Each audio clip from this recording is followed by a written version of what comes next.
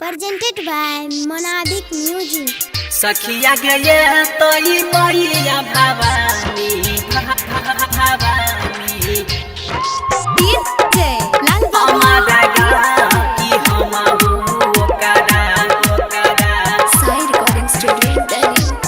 यादती देखाई बही के सखिया के यो रे सजाबै छै माही के मंदिरिया के यो यहाँ सो लगाबै गे सखिया सखिया गे ये तोई मैया भवानी हमारा गाँव की हम ओकरा यादती देखबै गे सखिया गे ये तोई मैया भवानी हमारा गाँव की हम ओकरा यादती देखबै गे सखिया गे ये तोई मैया भवानी हमारा गाँव की हम ओकरा यादती देखबै गे सखिया गे ये तोई मैया भवानी हमारा गाँव की हम ओकरा यादती देखबै गे सखिया के ओरे जलाबै छै घी के दिया के यो धूप देखाबै गे सखिया गे ये लई बिना वाली हमारा यंगाना की हम जाके करब यादती गे सखिया गे ये तोई मैया भवानी